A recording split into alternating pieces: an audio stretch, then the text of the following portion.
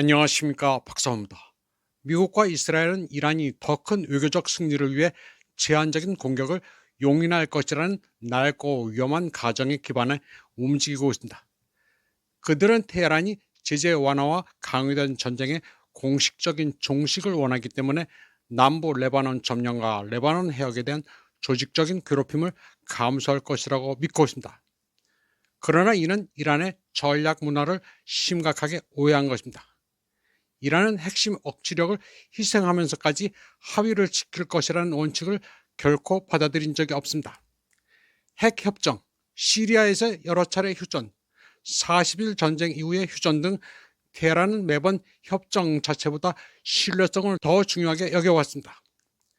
그러나 이러한 위험한 패턴을 깨기 위해 이란군은 이미 발표한 경고, 즉 이러한 공격이 계속된다면 다른 방식으로 대응할 것이라는 경고를 이제 실행에 옮겨야 합니다.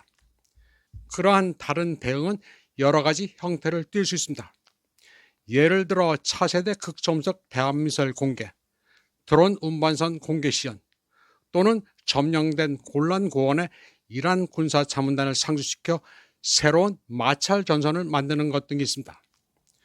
목표는 더 큰 전쟁을 시작하는 것이 아니라 현재 저강도 전쟁 비용을 감당할 수 없을 정도로 높여 적이 원래 휴전 조건으로 복귀를 요구하게 만드는 것입니다. 동시에 이란은 외교적 공간을 그에 못지않게 적극적으로 활용해야 합니다. 휴전 이후 이스라엘 지상군 이동에 대한 반박할 수 없는 증거를 뒷받침하는 유엔 안전보장이사회에 대한 공식적인 항의는 필요하지만 그것만으로는 충분하지 않습니다. 레바논에서 반복되는 심각한 위반 행위에 대해 구체적이고 고통스러우며 정확하게 계산된 군사 행동으로 단호하게 대응해야 합니다. 이는 워싱턴과 텔아비브의 헤즈볼라를 배제한 이란과의 별도 평화협정은 없다는 분명한 메시지를 전달하는 것입니다. 이란의 대응은 여러 가지 형태로 나타날 수 있습니다. 헤즈볼라의 첨단 방공 시스템을 대량 이전하거나 이란 영토에서 신형 미사일 능력을 공개적으로 시연하거나 심지어는 점령진 골란공원에서 제3의 압박 지점을 열기 위한 저강도 무력 충돌을 감행하는 것 등이 그 예입니다. 더욱이 헤즈볼라를 옹호하는 것은 본질적으로 이란이 자국의 영토 보존을 지키는 것입니다. 헤즈볼라는 순수한 동맹이 아니라 시온주의 식민계획에 맞서는 이란 방어의 최전선입니다. 제3차 강제전쟁 동안 헤즈볼라는 이란과 이란 국민을 직접 지원하며 3,300명이 넘는 순교자를 냈습니다. 이스라엘이 칼이라면 미국은 방패이며 모든 면에서 이스라엘을 지원하는 국가입니다. 워싱턴의 행태는 전략적 위선의 전형적인 사례입니다. 한편으로 미국 외교관들은 이란이 전쟁 종식을 위해 내건 주요 조건, 즉 레바논을 포함한 저항전선 전체에 대한 완전한 적대 행위 중단을 수용한다고 공개적으로 주장합니다. 반면 미 국방부는 이스라엘 정권에게 바로 그 조건을 체계적으로 해체할 수 있는 자유로운 권한을 부여했습니다. 미국의 전쟁기구는 이스라엘의 이러한 공격 행위를 노골적인 휴전 위반으로 보는 것이 아니라 전쟁 종식 합의가 확정되기 전에 테헤란의 최대한의 요구를 관찰할 최후의 기회로 보고 있습니다. 이러한 이중성은 페르시아만에서도 그대로 드러납니다. 이란의 요구, 즉 호르무즈 해협에 대한 테헤란의 주권적 권위를 암묵적으로 인정하는 조건에 미국이 항복할 시점이 가까워질수록 미국의 군사적 도발은 역설적으로 증가하고 있습니다. 최근 미 해군은 이란 해안 지역에 대해 비겁한 공격을 여러 차례 감행했으며 이에 이란군은 강력하고 즉각적인 보복 조치를 취했습니다. 그 이유는 미국이 해상 패권 장악이라는 절대적인 지배력을 바탕으로 초강대국 지위를 구축해왔기 때문입니다. 제2차 세계대전 이후 어떤 나라도 미 해군의 항행의 자유에 도전할 수 없었습니다.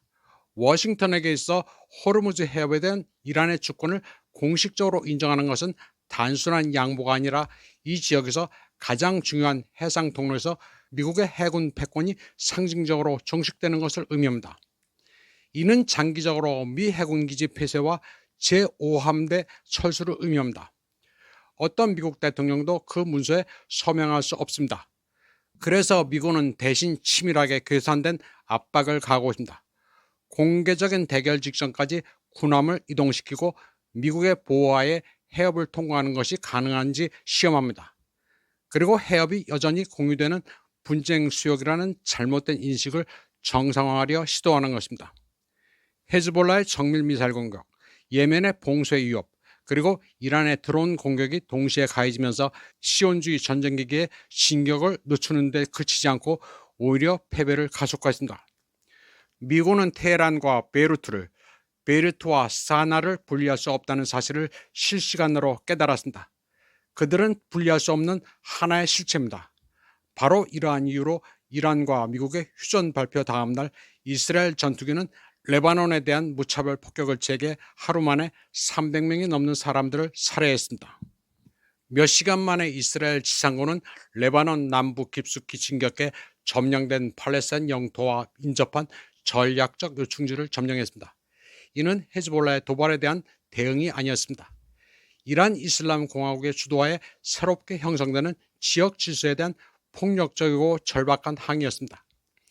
네타냐후의 관점에서 볼 때 강력하고 승리한 이란의 결집과 헤즈볼라의 새롭게 강화된 군사적, 정치적 세력으로서의 부상은 존립을 위협하는 악몽과도 같습니다. 이는 이란 정권의 입지를 아랍 동맹국들과 같은 수준으로 떨어뜨릴 것이기 때문입니다. 즉 부유하지만 취약한 상태에 놓이게 되고 그들의 보호자인 미국의 존재는 잊혀져 갈 것이라는 의미입니다. 미국과 이스라엘의 전략적 딜레마를 생각해 볼 필요가 있습니다. 레바논과의 초기 전쟁 이후 15개월간의 휴전은 헤즈볼라를 소멸시키지 못했습니다. 지도자 사이드 하산 나스랄라와 여러 세대의 고위 저항 사령관들이 순교하고 시리아의 몰락이라는 정치적 지진에도 불구하고 헤즈볼라는 다시 부상했습니다. 헤즈볼라 저항군은 결코 무너지지 않았습니다. 오히려 혁신을 거듭하며 이전보다 훨씬 강력한 세력으로 거듭났습니다. 그들은 소형 무인기로 구성된 새로운 무기고를 공개했는데 이 무기들은 최근 몇 달 동안 시온주의 점령군, 특히 고위 지휘관들에게 상당한 사상자를 발생시켰습니다. 휴전은 모든 당사자가 그 내용과 정신을 진정으로 존중할 때에만 의미가 있습니다. 그렇지 않으면 휴전은 단순한 전술적 휴식, 즉 공격자가 재정비하는 동안 다른 적대적 수단을 통해 악랄한 목적을 계속 추구하는 숨 돌릴 틈에 불과하게 됩니다. 이번 방송은 여기까지 하겠습니다. 시청해주신 여러분 감사합니다.